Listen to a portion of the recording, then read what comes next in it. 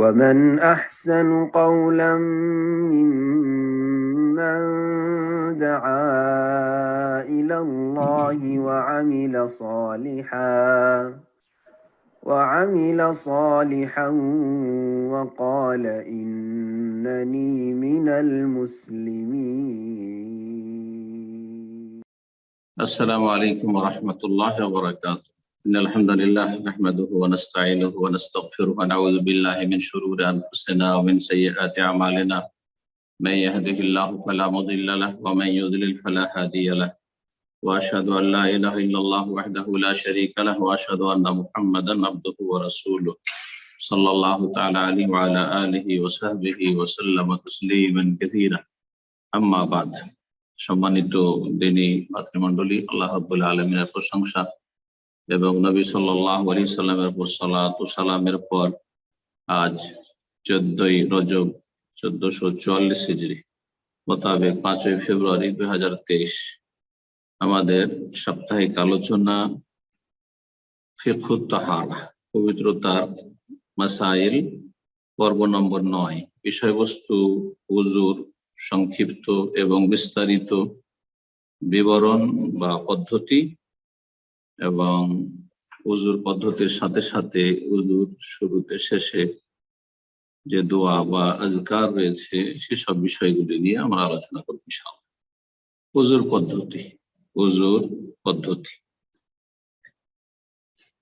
বলছেন লেখক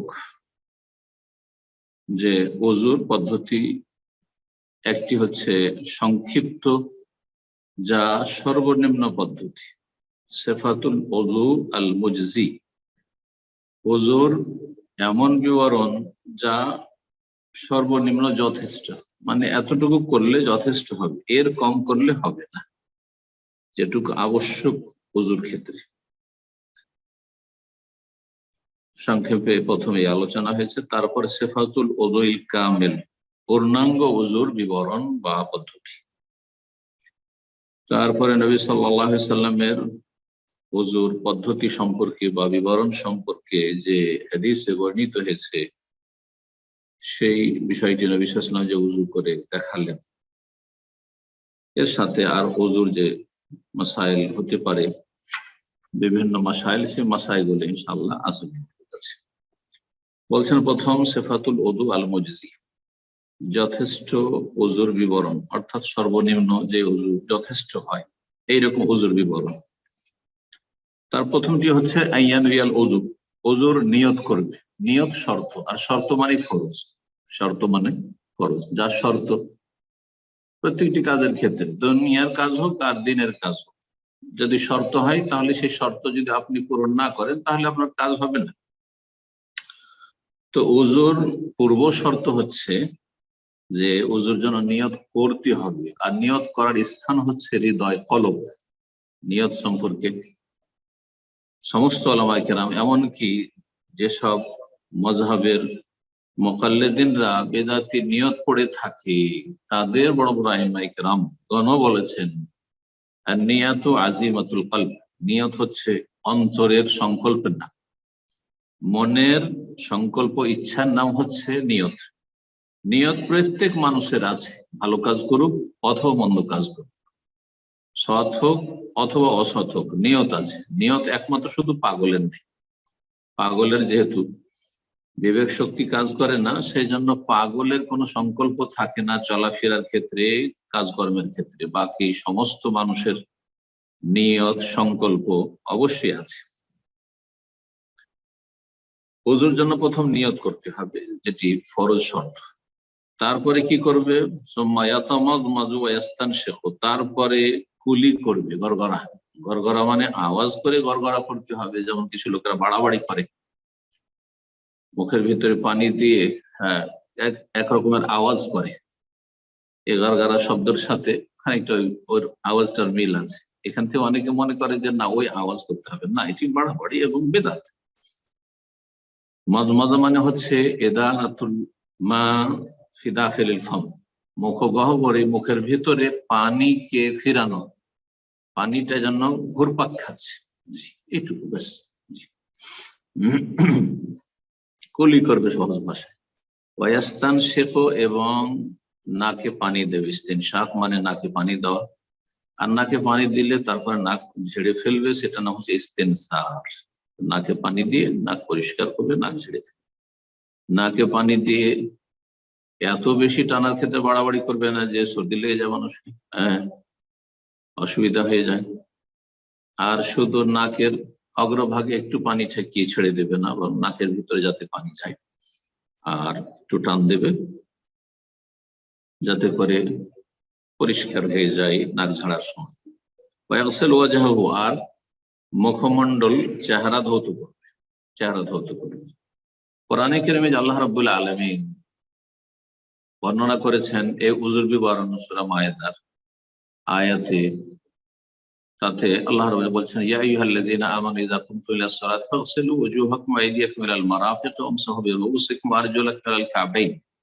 এই যে চারটি কথা আল্লাহ রাব্বুল আলামিন বর্ণনা করেছেন, এই চারটির প্রথমটি হচ্ছে মুখমণ্ডল ধৌত করা। ফাগসিলু ওয়ুজুহাকুম, এই মুখমণ্ডল অন্তর্ভুক্ত হচ্ছে নাকে পানি দেওয়া, কুলি করা, কারণ মুখের ভিতরটা এবং নাকের ভিতরটাও মুখমণ্ডলের অন্তর্ভুক্ত।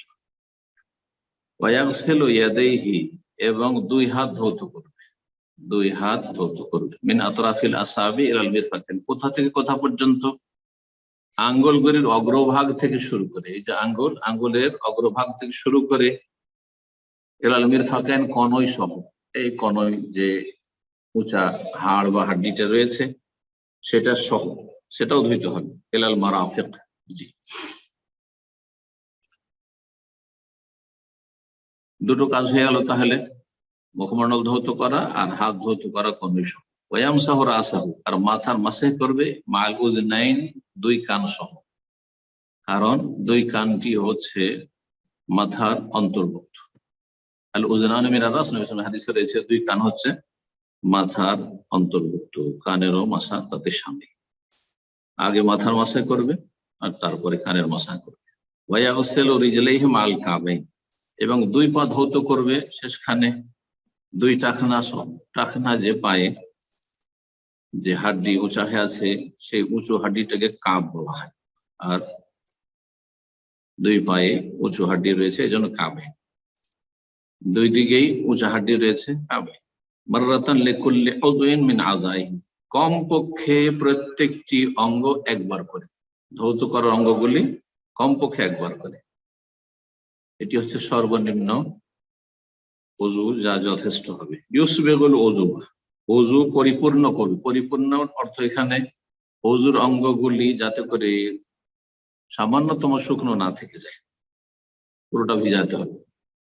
ওয়ায়ুখাল্লিলু বাইনাল আসাবি, আর আঙ্গুলের মাঝে খেলাল করবে, কারণ আঙ্গুলের ভিতরে অজান্তে শুকনো থেকে যেতে পারে, পানি না পৌঁছতে পারে, বিশেষ করে পানি যখন অল্প ব্যবহার হয় বা পানির স্বল্পতা থাকে, দুই আঙ্গুলের মাঝে খেলাল। তারপর বলছেন সিফাতুল উযুল কামিল, পূর্ণাঙ্গ উযুর বিবরণ। বলছেন আইয়ানবি, প্রথম নিয়ত করবে, নিয়ত অন্তরে, মুখে পড়া বিনা। সুম্মা ইয়াগসিলু কাফাইহি সালাসান, তারপরে দুই হাত এই কবজি সহ, এই কবজি পর্যন্ত, কবজি পর্যন্ত তিনবার করে ধৌত করবে। এখানে এই যে দুই হাত ধৌত করতে বলা হলো কবজি পর্যন্ত, এটি কিন্তু প্রথমখানে যে করলেন এটি সুন্নাত, এই জন্য সর্বনিম্ন উযুর বিবরণে সে বিষয়টি বর্ণনা করা হয়নি, শুরু করা হয়েছে কুলি করা থেকে। কিন্তু সুন্নাত আর পরিপূর্ণ উযু হচ্ছে যে প্রথম হাত ধৌত করবেন কবজি সহ, কবজি পর্যন্ত নিয়ত করে। তারপরে কুলি করবেন, গড়গড়া করবেন। ওয়াস্তানশিখু, এবং নাকে পানি দেবেন। মিন কাফিন ওয়াহিদ, এক অঞ্জলি পানি নিয়ে, এক হাতে পানি নেবেন, দুই হাতে নয়। আর এক হাতে পানি নিয়ে অর্ধেকটা দেবেন মুখের ভিতরে আর অর্ধেকটা দেবেন নাকের ভিতরে। এটি হচ্ছে সহিহ সুন্নাত। আলাদা আলাদা কুলি করা এবং নাকের জন্য পানি নেওয়া, এই হাদিস সহিহ নাই। তো বলছেন যে নিসফুল গারফা লিফামিহি, অর্ধেকটা নেবেন, যে হাতের আঞ্জলিতে পানি আছে সেটার অর্ধেকটা নেবেন মুখের জন্য, অনিসফালি আনফি, আর অর্ধেকটা নাকের জন্য, নাকে দেবেন। অভ্যাস করলে সেই সহজ হয়ে যাবে। ইয়াফআলু যালিকা সালাসান, তিনবার করবেন, এই কুলি করবেন। এবং নাকে পানি দেবেন 3 বার, বেসালাসে গারাফাত 3 বার নিয়ে। সুম্মা ইয়াগসিলু ওয়াজহাহু সালাসান, তারপরে মুখমণ্ডল ধৌত করবেন 3 বার করে। সুম্মা ইয়াগসিলু ইয়াদাহুল ইয়ুমনা, তারপরে ডান হাত ধৌত করবেন মাল মিরফাক কনুই সহ 3 বার, আগে ডান আর পরে বাম 3 বার করে। এটি হচ্ছে উত্তর। সুম্মা লিউসরা কাযালিকা, তারপরে বাম হাত অনুরূপ অর্থাৎ কনুই সহ 3 বার করে ধৌত করবেন। সুম্মা ইয়ামসাহু রাসাহু, তারপরে মাথা মাসা করবেন বিয়াদিহি, 2 হাত দিয়ে মাসা করবেন। মাররাতুন ওয়াহিদা, মাসা কিন্তু একবার, 3 বার। কোনখান থেকে শুরু করে? মিন মুকাদ্দামিহি, মাথার অগ্রভাগ থেকে, মাথার অগ্রভাগ এখান থেকে শুরু করবেন।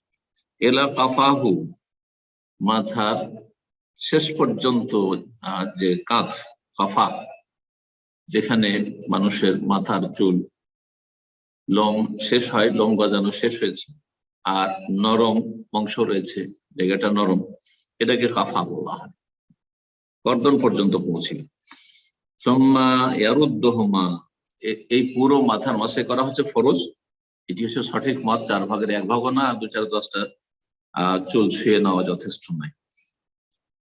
তারপরে দুটোকে ফিরিয়ে নিয়ে আসবেন, দুটো হাত যে নিয়ে গেলেন শেষ পর্যন্ত, আবার ফিরিয়ে নিয়ে আসবেন এলাল মাওদি, সেই জায়গা পর্যন্ত, আল্লাযী বাদা মিনহু, যেখান থেকে শুরু করেছিলেন এখানে ফিরিয়ে নিয়ে আসবেন।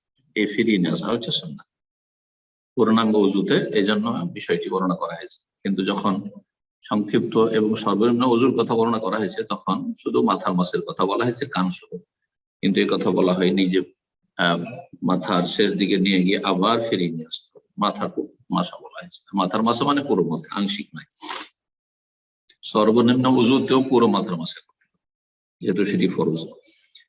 সুম্মা ইয়াগসিলু রিজলাহু লিয়ুমনা, তারপরে বলছেন সুম্মা ইউদখিলু সাব্বাবাতাইহি ফি বাতিনি উযুনাইহি, তারপরে 2 সাব্বাবা আঙ্গুলি অর্থাৎ শাহাদাত আঙ্গুলি, যেগুলোকে আমরা শাহাদাতের আঙ্গুলি বলি, আরবি তো সেটা বলা হয়, কিন্তু প্রাচীন আরবিতে জাহিলিয়াতের যুগ থেকে সাব্বাবা বলা হয়। মানুষরা গালাগালি করলে অথবা ঝগড়া করলে এই আঙ্গুল দিয়ে ইশারা করতো, সেই জন্য এর নাম ছিল সাব্বাবা। নবী সাল্লাল্লাহু আলাইহি ওয়াসাল্লাম শাহাদাত ব্যবহার করেছেন, সাব্বাবাও ব্যবহার করেছেন, জায়েজ আছে যেহেতু আরবি ভাষা।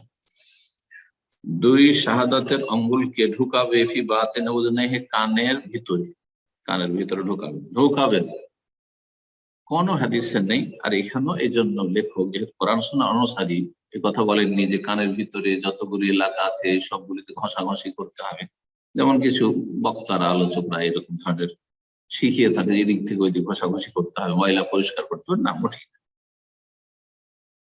2 কানের ভিতরে ঢোকাবে, শাহাদাতের 2 আঙ্গুলি 2 কান। ওয়ায়ামসাহু বিইবহামাইহি, আর 2টি যে বৃদ্ধাঙ্গুলি রয়েছে, ইবহাম বৃদ্ধাঙ্গুলি রয়েছে, এই বৃদ্ধা আঙ্গুল বাহির ভাগে রেখে মাসে করবে, নিচের দিক থেকে নিয়ে আসবে। যাহিরাহুমা, ওপর ভাগের মাসে করবে, নিচে থেকে নিয়ে এসে ওপর ভাগের মাসে করবে, এই ঢুকিয়ে নিয়ে এইভাবে মাসে করবে। সুম্মা ইয়াগসিলু রিজলাহুল ইয়ুমনা, তারপরে ডান পা ধৌত করবে মাল কাব, টাকনা সহ, সালাসান 3 বার করে। পায়ের ক্ষেত্রে 3 বার দোয়া সুন্নাত। সুম্মা লিউসরা কাযালিকা, তারপর বাম পা অনুরূপ ভাবে 3 বার করে, টাকনা সহ।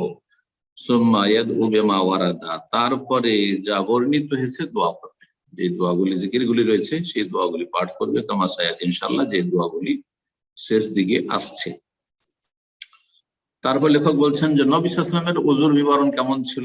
একটি হাদিস নিয়ে এসেছেন এখানে, যেটি ওযু সম্পর্কে সবচাইতে বিস্তারিত হাদিস। বলছেন সিফাতু ওযুন নবী সাল্লাল্লাহু আলাইহি ওয়াসাল্লামের ওযুর বিবরণ। হমরান উসমান রাদিয়াল্লাহু তাআলা স্বাধীনকৃত গোলাম, তিনি বলছেন আন্নাহু রা উসমান আফফান, তিনি উসমান বিন আফফান রাদিয়াল্লাহু তাআলা আনহুকে দেখলেন, দাবে নাইন, একটি পানির পাত্র নিয়ে ডাকলেন। ফাফরাগা আলা কাফিহি সালাসা মিরারান, তারপর নিজের 2 হাতে 3 বার করে ঢাললেন।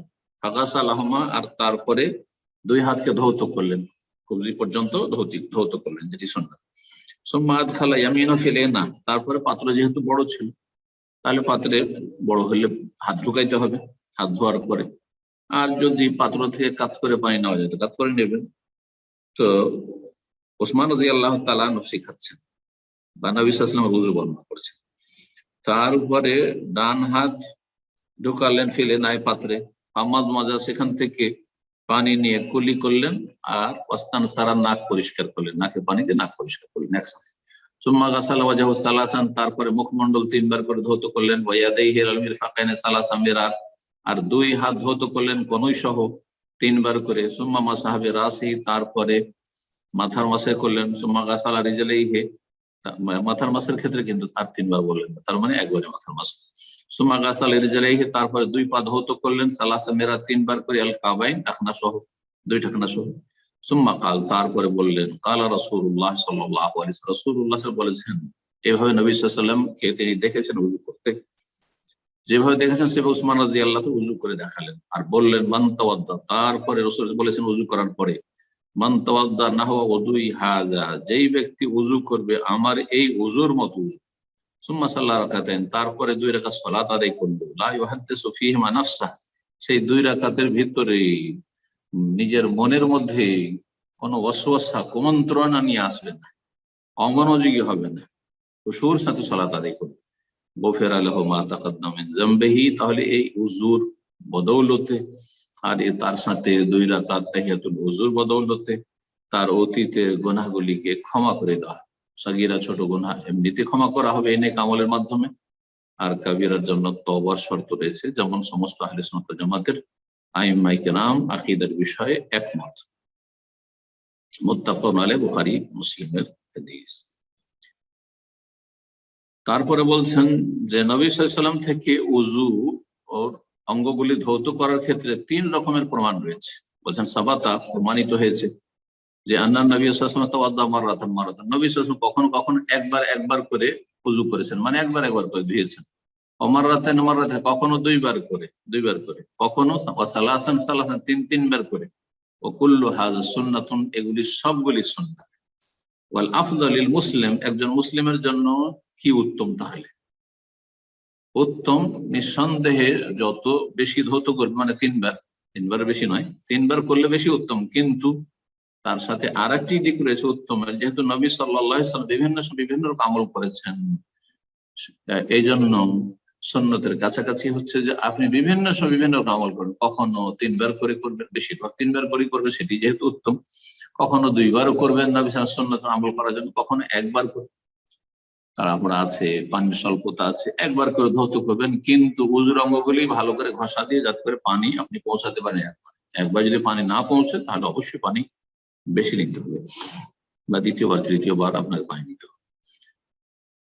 মুসলিমের জন্য উত্তম হচ্ছে আইয়ুনা উইয়া, বিভিন্ন রকম পদ্ধতি অবলম্বন করবে। ফায়াতি বিহাযা মাররা, কখনো এইরকমটা করবে, অবিহাযা মার, কখনো ওই রকমটা।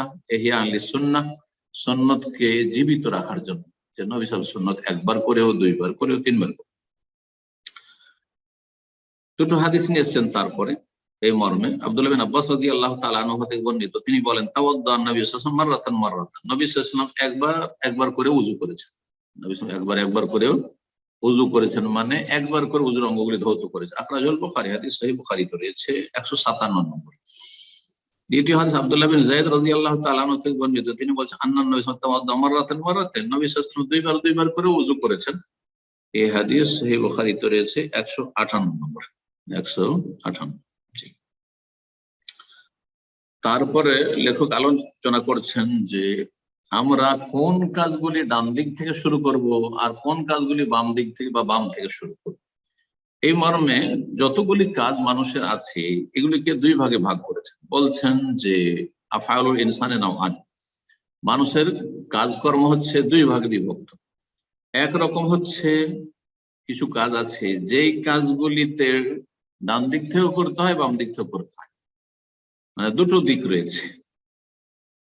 তাতে যখন কোন সম্মানজনক কাজ করছেন তখন আপনি ডান দিক থেকে শুরু করবেন, যখন সম্মানজনক নয় তার বিপরীত কাজ করছেন, হ্যাঁ আপনি ময়লা আবর্জনা পরিষ্কারের কাজ, হ্যাঁ এই ধরনের কাজ করছেন, তখন আপনি বাম দিক থেকে শুরু করবেন। বলছেন যে কিছু কাজ আছে মুশতারাকুন বাইনাল ইউমনা ওয়াল ইউসরা, ডান বাম দুটোতেই শরীক রয়েছে, মানে দুটোই তাতে রয়েছে, 2টো দিক বিদ্যমান রয়েছে। সেই ক্ষেত্রে ফাতুকাদ্দামুল ইউমনা, ডানকে অগ্রাধিকার দিতে হবে। ইযা কানাত মিন বাবিল কারামাতে, সেই কাজগুলি যদি সম্মানজনক কাজ হয়, যেমন উযুর ক্ষেত্রে ডান দিকে ডান হাত, হ্যাঁ ডান পা, এইভাবে গোসলের ক্ষেত্রে ডান দিক থেকে শুরু করবেন। পোশাক পরিধানের ক্ষেত্রে আগে ডান হাত ঢোকাবেন। জি। জুতো স্যান্ডেল পরার ক্ষেত্রে যখন পরিধান করছেন তখন আপনি প্রথম ডান পায়ে জুতো স্যান্ডেল ঢুকাবেন।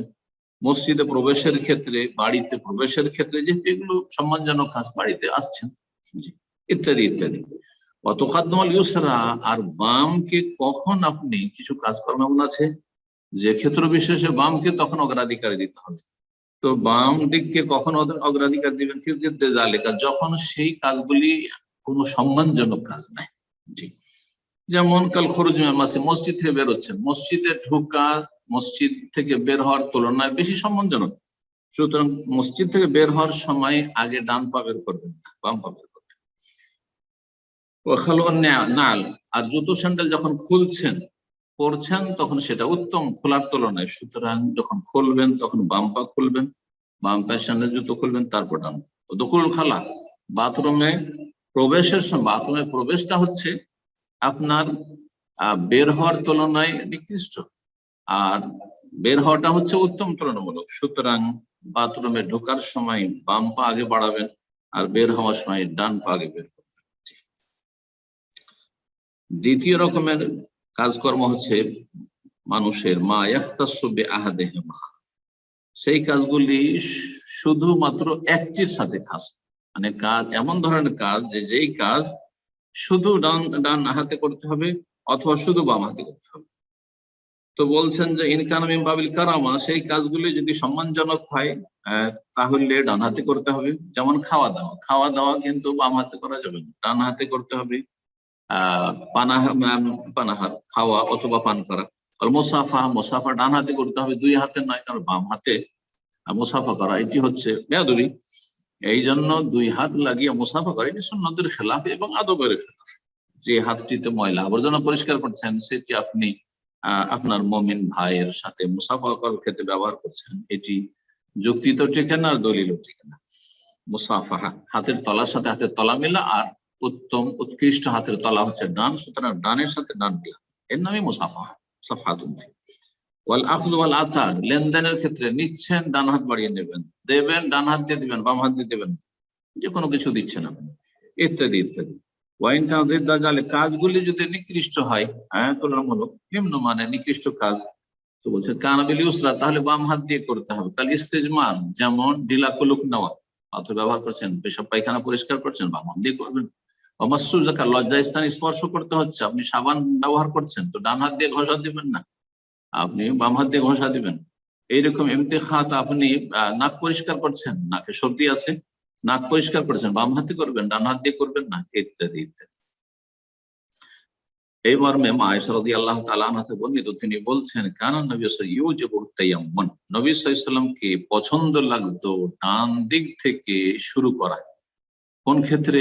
সম্মানজনক কাজগুলির ক্ষেত্রে। ফি তানাউলিহি, জুতো স্যান্ডেল পরিধানের ক্ষেত্রে, ওয়া তারাজ্জুলিহি, আর সিথি করার ক্ষেত্রে, চিরুনি করার ক্ষেত্রে, মাথা দাড়ির মাথার, ও তুহুরিহি, এবং ওযুর ক্ষেত্রে, পবিত্রতা অর্জনের ক্ষেত্রে, অফিসানিহি কুল্লিহি, এবং নবী সাল্লাল্লাহু আলাইহি ওয়াসাল্লামের প্রত্যেকটি ভালো কাজের ক্ষেত্রে, সম্মানজনক কাজের ক্ষেত্রে, শান উত্তম কাজ, ভালো কাজের ক্ষেত্রে। মুত্তাফাকুন আলাইহি, বুখারী মুসলিমের হাদিস। তারপরে বলছেন যে উযু সেরে, উযু শেষ করার পরে যে দোয়াগুলি পাঠ করতে হবে, এই মর্মে তিনটি দোয়া রয়েছে, দুটি সহিহ আর একটি হচ্ছে যঈফ।